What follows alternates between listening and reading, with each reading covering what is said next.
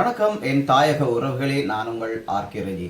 இன்றைய நாளிலே நாங்கள் என்ன ஒரு இந்த காணொலியை பார்க்க போகிறோம் என்று சொன்னால், உங்களுக்கு தெரியும், கடந்த 15ஆம் திகதி அன்று ஒரு ஒரு அசம்பாவிதம் ஒன்று நடந்தது. ஒரு வாழ்வெட்டு சம்பவம் ஒன்று நடந்தது. அந்த வாழ்வெட்டு சம்பந்தமாக நாங்கள் உங்களுக்கு ஏற்கனவே இன்னும் ஒரு தாரருடைய வீடியோக்களை எங்களுடைய யூடியூப் தளத்திலே பதிவு செய்திருந்தோம். அந்த வகையிலே இரு சாராருமே எங்களை கூப்பிட்டிருந்து இரு சாராருடைய சார்ந்த பிரச்சனைகளை எங்களிடம் கூறியிருந்தார்கள். அந்த வகையிலே நாங்கள் இரு சாராருடைய காணொலிகளையும் இந்த நேரத்தில் நாங்கள் உங்களுக்கு தர இருக்கின்றோம். அவருடைய ஏற்கனவே ஒருவருடைய காணொலியை நாங்கள் பதிவேற்றி இருக்கின்றோம். அந்த வகையிலே மற்றவருடைய காணொலியையும் நாங்கள் ஏற்க நாங்கள் கடமைப்பட்டிருக்கின்றோம். அந்த வகையில் நாங்கள் இந்த நேரத்தில் அந்த வீடியோவை கண்டிருவோம். அதற்கு முன்பாக ரஜி விலாக் யூடியூப் தளத்துக்கு நீங்கள் இப்பதான் இதான் முதல் தடவையாக இருந்தால் கட்டாயம் சப்ஸ்கிரைப் பண்ணுங்கள். உங்களுடைய ஆதரவை தருவீர்கள் நினைக்கிறேன். கட்டாயம் ஆதரவை தருவீர்கள். என்னை கொண்டு வாங்கோ காணொலிக்கு போகலாம். அதுக்கு முன்பாக இந்த காணொலியிலே நாங்கள் முக்கியமாக மக்களுடைய வேண்டுகோளையும் நாங்கள் கட்டாயம் கூற வேண்டி இருக்கின்றது. அந்த வகையிலே மக்களுடைய கோரிக்கை, கௌரவ பாராளுமன்ற உறுப்பினர் டாக்டர் அர்ச்சுனா அவர்களை இந்த பிரச்சனையில் தங்களுக்கு ஒரு நல்ல முடிவை எடுத்து தர வேண்டும் என்று ஒரு வேண்டுகோளை விடுத்திருக்கிறார்கள். அந்த வகையிலே டாக்டர் அர்ச்சுனா தங்களை வந்து பார்வையிட வேண்டும், தங்களுடைய கஷ்டங்களை சொல்ல வேண்டும். டாக்டர் அர்ச்சுனா அவர்களுக்கு இப்போதைக்கு டாக்டர் அர்ச்சுனா தான் தங்களுக்கு ஒரு நல்ல தீர்வை பெற்று தருவார் என்ற மக்களுடைய நம்பிக்கையும் அந்த இடத்திலே மேலோங்கி இருக்கிறதை நாங்கள் பார்க்கக்கூடிய மாதிரி இருக்கின்றது. அந்த வகையிலே டாக்டர் அர்ச்சுனா அவர்கள் பருத்தித்துறை பிரதேசத்துக்கு இன்னும் தங்களை பார்க்க வரவில்லை என்ற ஒரு குற்றச்சாட்டையும் இந்த நேரத்தில் மக்கள் வைத்திருக்கிறார்கள். டாக்டர் அர்ச்சுனா அவர்களுக்கு இது ஒரு வேண்டுகோளாக நாங்கள் வைக்கின்றோம். கட்டாயம் வடமராட்சி பிரதேசத்துக்கு அல்லது வடமராட்சி கிழக்கு பிரதேசத்துக்கு டாக்டர் அர்ச்சுனா அவர்கள் வர வேண்டும் என்ற மக்களுடைய அவாவையும் இந்த நேரத்தில் நாங்கள் கூறி நிற்க விரும்புகிறோம். கௌரவ பாராளுமன்ற உறுப்பினர் டாக்டர் அர்ச்சுனா அவர்களே, இது உங்களுடைய கவனத்துக்கு. கட்டாயம் உங்களுடைய, அதாவது டாக்டர் அர்ச்சுனா வருவாரா என்ற கேள்விதான் இந்த மக்களுடைய கேள்வியாக இருக்கின்றது. அந்த நேரத்தில் ஒரு ஆபத்து நடக்குது அல்லது ஒரு பிரச்சனை நடக்குது என்று சொன்னால் அந்த இடத்தில் டாக்டர் அர்ச்சுனா வருவார், எங்களுடைய கௌரவ பாராளுமன்ற உறுப்பினர் அர்ச்சுனா வருவார் என்ற ஒரு நம்பிக்கை மக்கள் மத்தியில் இப்போது எழுந்துள்ளது. அந்த நம்பிக்கையை கௌரவ பாராளுமன்ற உறுப்பினர் அவர்கள் காப்பாற்றுவார் என்ற நம்பிக்கையுடன் இந்த காணொலியை உங்களுக்கு சமர்ப்பிக்கின்றோம். வாங்கள் காணொலிக்குள் போகலாம். நான் வந்து ஸ்ரீகாந்தோட வைஃப் என்ன நடந்தான்னு சொன்னால், கொட்டடியில் வந்து ஒரு டிக்டாக் பிரச்சனையோட நடந்தது டிக்டாக் பிரச்சனை. இதை வந்து களத்தொழில் செயலாளர் வந்து தனிப்பட்ட பகையை மனசில் வச்சுக்கொண்டு, அவருக்கு சின்னலேருந்து இவையோட பகை இருக்குது. அதையும் ஒரு தாய் பிள்ளைகள் தான் வச்சுக்கொண்டு அவர் கட்சியில் தொண்டராக இருக்கிறதால தான் அவரை வந்து தாக்கினதாக சொல்லி ஒரு பொய்யான தகவலை வந்து பரப்பி இருக்கிறார் கடத்தொழில் அமைச்சர் வரைக்கும். இங்கே நடந்தது வந்து கட்சி பிரச்சனையோ விரைவற்ற சங்க பிரச்சனையோ எதுவுமே இல்லை, டிக்டாக் பிரச்சனை மட்டும்தான்.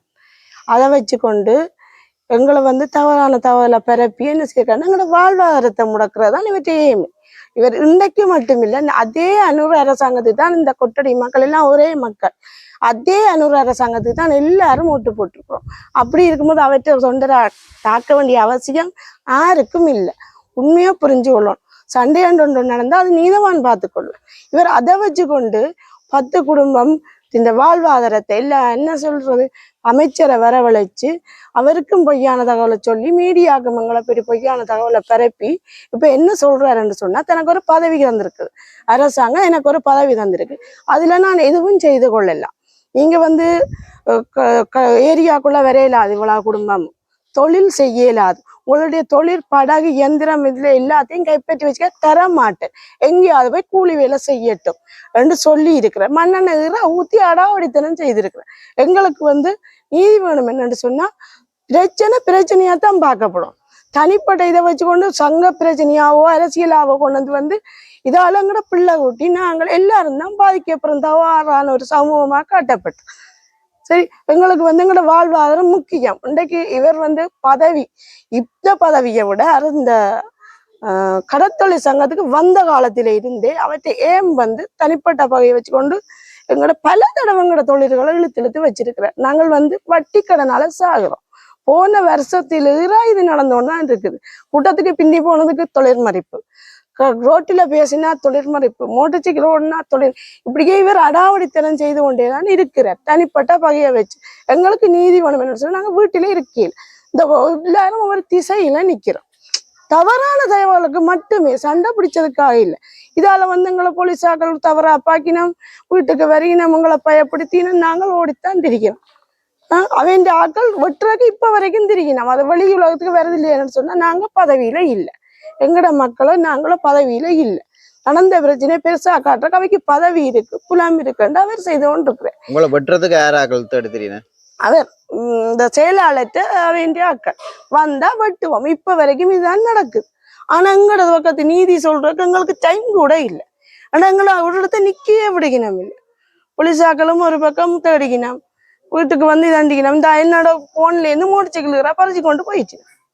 நாங்கள் சொல்றதுக்கு வழி இருக்கோ இல்லை, எங்களுக்கு ஒரு வழியும் இல்லை. எங்களோட உண்மையை சொல்றது எங்க நடந்தது சண்டை மட்டுமே, அரசியல் பிரச்சனையும் இல்லை, வேற எந்த ஒரு பிரச்சனையும் இல்லை. எங்களுக்கு நீதி வேணும், எங்களோட வாழ்வாதாரம் எங்களுக்கு வேணும். எங்களோட பிள்ளைகளுக்கு தான் எங்க தொழில்துறையை தான் வித்தாவது சாப்பிடுவோம். அதையும் வாங்கி வச்சு கொண்டு நேற்று மீட்டிங் வச்சிருக்காரு. எப்படின்னு சொன்னா, அமைச்சர் எனக்கு சொல்லி இருக்கிறார், எனக்கு எல்லா ஓர்டரும் தந்திருக்கிறார், நான் வந்து என்னவும் செய்ய சொல்லி என்ன முடிவெடுக்க சொல்லியிருக்கிறார். இவ ஊருக்குள்ள வரக்கூடாது, இவ இந்த குடும்பங்கள் ஊருக்குள்ள வரக்கூடாது, கரையோரத்துல அவ்வளவு பேரும் எழும்ப வேணும்னு சொல்லியிருக்கேன். முக்கியம் எழும்ப வேணும், எல்லாரும் எழும்பியே ஆக வேணும். தொழில் இந்த படகு இன்ஜின் எல்லாம் எத்தனையோ பெருமதியானது, நாங்க கடன் பட்டு அடுத்து அது தர மாட்டோம், நான் கொடுக்க போறது இல்லையான்னு சொல்லி நன்றி சொல்லி அவரே கதைச்சு அவரே கூட்டத்தையே முடிச்சுட்டு போயிருக்கிறேன். நாங்கள் எதுவும் கதைக்கிறதுக்கு எங்களுக்கு சந்தர்ப்பம் இல்லை. மற்றாக்கள் வர்றதுக்கு பயத்திலேயே ஒவ்வொரு இடத்துல ஒளிச்சே நிக்கணும். இதான் உண்மை. எந்த புருஷன் என்னன்னு சொல்றது, போதே அது இதண்டு என்னென்னமோ எல்லாம் வேற சொல்லி இருக்கிறார். ஆனா அந்த சண்டைக்கு முதல் நாள் நடந்த அவ்வளவு கொட்டல் நடந்த அவ்வளவு விளையாட்டு என்ற புருஷன் செயலாளர் வடிவா நீட்டா நின்று நடத்தி முடிச்சது அவ்வளவும் என்ற புருஷன் செயலாளரா நின்று நீட்டா நடத்தி முடிச்ச ஒரு ஆள் தான் இவ்வளவுத்துக்கு. ஏன் நான் சொல்ல விரும்புறேன்னு சொன்னா, அங்க நடந்த பிரச்சனையா பார்க்கப்படும். எங்களுக்கு அதுதான் முக்கியம். பொய்ய தகவலை பரப்ப கூடாது. அமைச்சர் வரைக்கும் அதை நம்புற அளவுக்கு அவர் நடந்து கொள்றாருன்னா சனம் பயப்படுது. அவற்றை உண்மையை சொல்ல எப்படி என்று சொன்னா, நான் பதவியில இருக்கேன்னு என்ன சொல்றதான் எங்கேயும் எடுபடும் என்று பயப்படுத்தி வச்சிருக்கிறேன். எங்களோட மக்கள் அந்த கொட்டடியில நம்ப வச்சு கொண்டு இருக்கிறேன். இது உண்மையோண்டு எங்களுக்கு தெரியும். இவருக்கு நீங்க பதவி கொடுத்திருக்கிறீங்களா, எல்லா ரைட்ஸும் இவர் எடுத்துக்கொள்ளலாமோ, தனிப்பட்ட சங்க ரீசனா கொண்டு வரலாமா, இல்ல சட்டத்துல இடம் இருக்கோ, இதெல்லாம் எங்களுக்கு தெரியவும். இதுதான் எங்களுக்கு தெரிய வேண்டிய மெயின் பிரச்சனை. நாங்கள் தேவையெல்லாம் பயப்பட இல்லாததானே. ஒரு தனி மனுஷனுக்கு அரசாங்கம் எல்லாரையும் சமனாத்தானே நடத்துது. அனுர அரசாங்கம் அநியாயஞ்சியலையே, அதுல இருக்கிற ஒரு ஆள் அந்த அரசாங்கத்தை இழிவுபடுத்தலார். அரசாங்கம் எனக்கு பதவி வந்திருக்கு, நான் தான் சொல்றதை செய்யணும், அவர் செய்யலான்னு நான் நம்புறேன். நான் சொல்றது சரியன்னு நான் நம்புறேன். இது சரியோ புள்ளியோண்டு நீங்க தான் எங்களுக்கு நீதி சொல்லும். 10 குடும்பம் கடை தொழிலாளா உங்களுக்கு விளங்கும். ஒரு நாள் தொழிலுக்கு பாட்டி அவன் குடும்பம் என்ன பாடுபடும். அதே நேரத்தில் அந்த புரோட்டீன் இவர் வந்து கைப்பற்றி வச்சிருக்க இறுகி போகும். அது நிலைமையை கொஞ்சம் யோசிக்கும். திருத்துறாண்டா கூட அதுக்கு லட்சக்கணக்கு வேணும். இப்ப கொண்டு என்னென்ன செய்திருக்கணும்னு கூட எங்களுக்கு தெரியாது. மண்ணெண்ணெயெல்லாம் ஊத்தி இருக்கணும், கரக்கடையில கவட்டு எல்லாம் அடிச்சு முறிக்க சொல்லி இருக்கிறார் அமைச்சர் என்று சொல்லி அமைச்சர்கிட்ட பேரை சொல்லி இவர் இழிவுபடுத்துறார். அரசாங்கத்தையும் இவர் இழிவுபடுத்துறார். இதைத்தான் நான் சொல்ல விரும்புறேன். இதுக்கு முதல் சம்பவம் நடந்ததுக்கு பிறகு நீங்கள் எங்களுடைய பாராளுமன்ற உறுப்பினர் யாருக்காவது தொடர்பு கொண்டு அல்லது ஏதாவது இது சம்பந்தமா கதைச்சிருங்களா? எங்களை கொட்டடியில கதைச்சிருக்கணும். பாராளுமன்ற உறுப்பினர் அப்படி அமைச்சர் எனக்கு அவர் எந்த அமைச்சர்ன்னு தெரியல. அர்ச்சுனா, டாக்டர் அர்ச்சுனா அவர் அந்த ஒரு பேட்டி கொண்டு போட்டிருக்கார். எங்களோட உண்மை தன்மை அவருக்கு எப்படி தெரிஞ்சோ தெரியாது, அவளாம் சொல்லி இருக்கிறார். ஆனா அவரை சந்திக்கிற சந்தர்ப்பமோ சொல்ற சந்தர்ப்பமோ எங்களுக்கு இல்லை. ஏன்னா நாங்க பயத்திலே இருக்கிறோம். போலீஸாக்கள்கிட்ட கூட எங்கட வாங்கின பிள்ளைகள்கிட்ட ஸ்கூல் வர்ற மோட்டர் சைக்கிளை வாங்க கூட நான் போக இல்லை. எங்களுக்கு பின்புலம் ஒன்றும் இல்லை. யார் என்ன செய்வீங்க தெரியும். உங்களுக்கு டாக்டர் கௌரவ பாராளுமன்ற உறுப்பினர் டாக்டர் அர்ச்சுனாவை நேரடியாக தொடர்ந்து கொள்ள முடியாத நேரத்தில் இந்த ஊடகம் ஊடாக நீங்கள் டாக்டர் அர்ச்சுனாக்கு என்ன சொல்ல என்ன சொல்றேன்னு சொன்னா, சார் நீங்கள் எங்களுக்கு வந்து இதை நான் சொன்னதுதான் அவை சண்டை பிடிச்சிருந்தா நீதிபதி தண்டனை கொடுக்கட்டும். அவை இந்த சண்டை பிரச்சனைக்கு அது நீதி பார்த்து கொள்ளட்டும். அதை பற்றி நாங்கள் குற்றம் சொல்ல விரும்பி, அவையே செய்து தவறாயிருந்தா அது நீதிபதி பார்த்து கொள்ளட்டும். அதுக்கு நாங்கள் கதைக்கவே இல்லை. ஆனா இந்த தனிப்பட்ட ஒரு நபர் தந்த பரம்பரை பகையை வச்சுக்கொண்டு அவையும் அக்கா தங்கச்சி அம்மா பிள்ளைகள்லாம் ஒரு தாய் பிள்ளைகள் அதுக்கு உள்ள எல்லாருமே இந்த பகையை வச்சுக்கொண்டு அரசாங்கத்தை வச்சு எங்களை பயப்படுத்தக்கூடாது. அரசாங்கத்தை வச்சு அவர் எங்களை குட்டி ஆட்சி செய்ய விரும்புறார். குட்டி ஆட்சி. இவர் இப்ப பதவிக்கு வந்து மட்டும் இல்ல, இந்த அனுர அரசாங்கத்தின் கட்சிக்கு வந்து இல்ல, அவர் வந்து சங்கத்துல பதவியேற்ற நாள்ல இருந்து நான் பார்த்து கொண்டிருக்கிறேன். ஏன்னா நான் சங்கத்துல உறுப்பினர் இல்லாத என்னால நீட்டா கதைக்கல. என்ன விடுகினம் இல்லை உள் சங்க கூட்டத்துல நீட்டா கதைப்பேன், விடுகினம் இல்லையேன்னு சொன்னேன். நீ சங்க உறுப்பினர் இல்லையான்னு அவாய்ட் பண்ணிடும். அங்க இருக்கிற மக்களுக்கு கதைக்க அவைக்கு பயப்படினோம். அவைக்கு அந்த அளவு எனக்கு நின்று சொல்றேன்னு தெரியல. அவர் சொல்றத மட்டும் கேட்டுட்டு எழும்பி வருகினோம். அது அவையண்டு அறியாம அது எனக்கு தெரியாது. ஆனா என்ன கதைக்க அனுமதி இல்லை அங்க. இதுதான் நடந்து கொண்டிருக்கு. எது செய்தாலும் தொழில் மறைப்பு, வாழ்வாதாரம் முடக்கப்படும். நாங்கள் போய் அங்க கடை தொழிலாளர்கள்ட்ட போய் கேட்டா அவர் சீர்திருத்தம் செய்கிறாராம், அதுதானாம், நாங்க வரையிலான்றோம். இல்லையா பொலிசிட்ட போனா கூட அவற்ற கைதான் ஓங்குது. எங்களோட வார்த்தை கூட அங்க சொல்ல இல்லாம இருக்கு. போன வருஷத்திலேருந்து இது நடந்து கொண்டிருக்குது எங்களுக்கு. நாங்கள் 15 லட்சம் வட்டி கடன் கட்டி கொண்டிருக்கோம். இந்த தொழில் முடக்கத்தான் என் புருஷன் 5 நிமிஷம் கூட்டத்துக்கு பின்னி போனதுக்கு தொழில் மறிச்சது.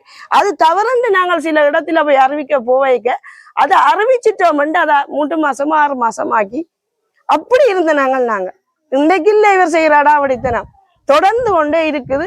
என்ன இதை இந்த பேட்டியை பார்த்துட்டு என்ன வந்து கொலை செய்தாலும் பரவாயில்லை, நீதி கிடைக்கும். ஒருத்தரும் பயந்து வரவே இல்லை, ஒளிச்சு நிக்கி நம்ம ஆக்கள் எல்லாம். நான் வந்து நீதி கிடைக்கணும். இப்படி எல்லாம் வாழ ஒரு தனி மனுஷனுக்கு பயப்படே இல்லை. அரசாங்கம் அநியாயம் செய்யல, எங்களுக்கு அமைச்சர்கள் அநியாயம் செய்ய இல்லை. இவர் தான் அநியாயம் செய்து கொண்டிருக்கிறார். இவர் தான் பொய்ய சொல்லி கொண்டிருக்கிறார். நான் பயப்பட வேண்டியது இல்லை. என்ன வந்து யாரும் பட்டி போட்டாலும் பரவாயில்லை, பார்த்து கொண்டிருக்கிறீங்க, நீதி சொல்லுவோம். அடிபட்டா நீதவான் தண்டனை கொடுக்கட்டும், அதை நான் ஏற்றுக்கொள்ளும். சிரம் தாழ்த்தி ஏற்றுக்கொள்ளும். இது வந்து இவர் செய்யறது வேற அரசியல். தயவு செய்து எங்களுக்கு இதுக்கு ஒரு பதில் தாங்க. இவற்றை அடாவடித்தனத்துக்கு இதை மட்டும்தான் நான் பாராளுமன்றத்திட்டையோ அரசாங்கத்திட்டையோ நான் கேட்டுவேன். இந்த அரசாங்கத்துக்கு நல்ல பேர் இருக்கு, இதை இவருக்கு எடுக்கிறேன். இவரை இப்ப விட்டு கொண்டு போனா இதே போல இன்னும் 10 பேர் எழும்புவினோம். எங்களை போல வந்து பாமர மக்கள் கேட்க இல்லாமல் வாய மூடி மவுனியெல்லாம் பழையபடி நாங்கள் அடிமையெல்லாம் இருக்க வேணும். தயவு செய்து நீங்கள்லாம் இதுக்கு முடிவு தரும்.